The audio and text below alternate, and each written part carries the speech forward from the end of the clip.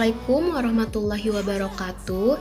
Di sini kami dari kelompok 3 akan menjelaskan materi tentang pemeriksaan pneumonia di mana yang beranggotakan Ayu Puspaning Tias Putri, Frana Yuda, Dea Agistianti, Elvina Rizka Fresantika, Rizka Anggun Hadiani, Febri Meliani, Dea Fatmala Putri, dan Septi Juar Kairana.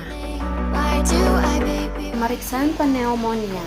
Pneumonia merupakan peradangan dari parenkim paru di mana asinus terisi dengan cairan radang dengan atau tanpa disertai infiltrasi dari sel radang ke dalam interstitium. Pneumonia ini sebagian besar disebabkan oleh mikroorganisme, yaitu virus atau jamur, dan sebagian kecil disebabkan oleh hal lain seperti aspirasi dan radiasi. Patogenesis penyakit. Umumnya mikroorganisme penyebab akan terhisap ke paru bagian perifer melalui saluran respiratori. Mula-mula terjadi edem akibat reaksi jaringan yang mempermudah proliferasi dan penyebaran kuman ke jaringan sekitarnya. Bagian paru yang terkena mengalami kondolisasi, yaitu terjadi serbukan sel PMN, fibrin, eritrosit, cairan odem, dan ditemukannya kuman alveoli. Stadium ini disebut stadium hepatisasi merah. Selanjutnya, deposisi fibrin semakin bertambah. Terdapat fibrin dan leukosit PMN di alveoli dan terjadi fagositosis yang cepat. Stadium ini disebut stadium hepatisasi kelabu. Selanjutnya, jumlah makrofag meningkat di alveoli. Sel akan mengalami degenerasi. Fibrin menipis, kuman dan debris menghilang. Stadium ini disebut stadium resolusi. Gejala pneumonia. Gejala infeksi yang umum yaitu demam, sakit kepala, gelisah, malaise, penurunan nafsu makan, keluhan gastrointestinal seperti muntah, mual, atau diare. Kadang-kadang ditemukan gejala infeksi ekstrapulmoner. Gejala gangguan respiratori yaitu batuk, sesak napas, retraksi dada, tapkinea, nafas cuping hidung, air hangat, perintih, dan sianosis. Dasar teori. C-reaktif protein atau CRP adalah salah satu protein fase akut yang terdapat dalam serum normal walaupun dalam konsentrasi yang kecil. Dalam keadaan tertentu dengan reaksi inflamasi atau kerusakan jaringan, baik yang disebabkan oleh penyakit infeksi maupun yang bukan infeksi, konsentrasi CRP dapat meningkat sampai 100 kali. Sehingga diperlukan suatu pemeriksaan yang dapat mengukur kadar CRP. Berikutnya adalah pemeriksaan CRP. Pemeriksaan CRP adalah pemeriksaan dengan melihat kadar CRP dalam darah. CRP merupakan pertanda radang di mana substansi ini akan muncul jika tubuh mengalami respon peradangan. Kadar CRP yang tinggi dalam darah menunjukkan adanya proses peradangan pada tubuh, tetapi tidak dapat diketahui penyebab dan lokasinya. Tujuan dari tes CRP. Tes CRP mengukur tingkat protein C reaktif dalam darah. CRP dikirim ke aliran darah sebagai respon terhadap peradangan. Peradangan sendiri adalah cara tubuh melindungi jaringan organ jika terluka atau mengalami infeksi. Hal ini dapat menyebabkan rasa sakit, ruam, dan pembengkakan di daerah yang terluka.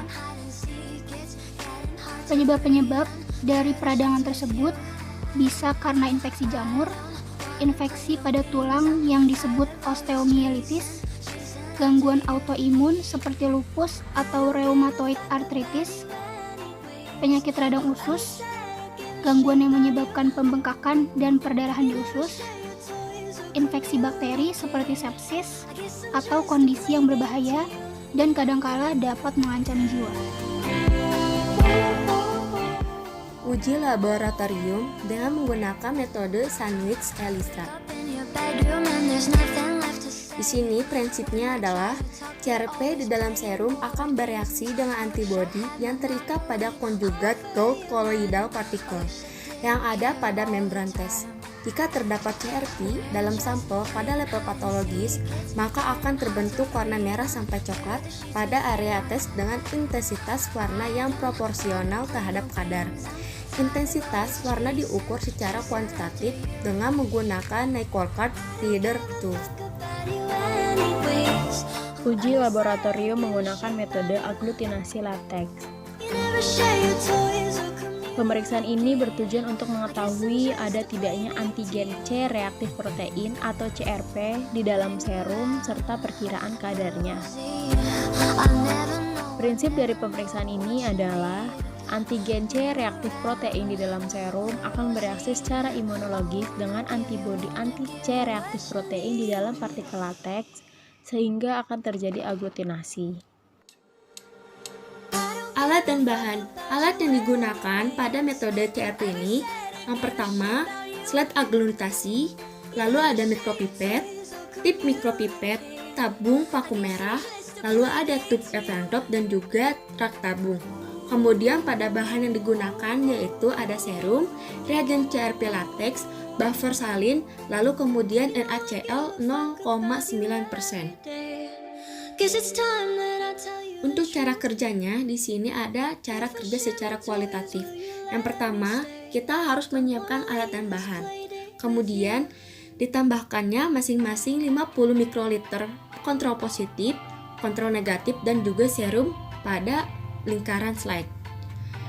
Selanjutnya, ditambahkan reagen latex CRP sebanyak 1 tetes ke dalam masing-masing lingkaran slide yang terisi. Kemudian, dihomogenkan menggunakan batang pengaduk. Setelah homogen, lalu digoyangkan di mesin rotator dengan kecepatan 100 rpm selama 2 menit lalu diamati hasilnya. Bila mana positif, akan menghasilkan bentuk aglutinasi.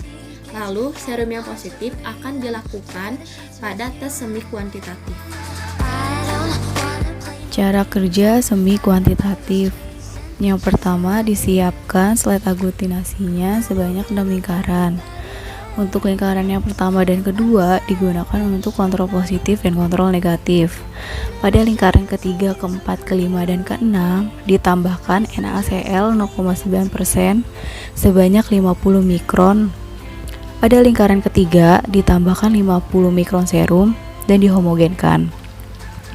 Diambil 50 mikron dari lingkaran ketiga, lalu ditambahkan pada lingkaran keempat dan dihomogenkan. Diambil 50 mikron dari lingkaran keempat, lalu ditambahkan pada lingkaran kelima dan dihomogenkan. Diambil lagi dari 50 mikron dari lingkaran 5, lalu ditambahkan pada lingkaran 6 dan dihomogenkan. Ditambahkan masing-masing lingkaran yaitu 3, 4, 5, dan 6 sebanyak 1 tetes reagen latex CRP. Lalu dihomogenkan dengan batang pengaduk atau digoyangkan secara perlahan untuk membantu proses homogenisasi. Lalu habis itu tinggal dibaca hasil kadar CRP-nya. Interpretasi hasil. Untuk yang kualitatif, positifnya itu bila terjadi aglutinasi, negatifnya itu tidak terjadinya aglutinasi. Untuk yang semi kuantitatif itu kadar CRP ngitungnya itu sensitivitas dikali titer CRP. Sensitivitasnya itu adalah 6 mg per liter. Titer CRP-nya itu pengenceran tertinggi yang masih mengalami aglutinasi. Kemudian ada kelebihan dan kekurangan uji. Di mana kelebihannya itu yang pertama teknik dan pembacaan hasil yang mudah.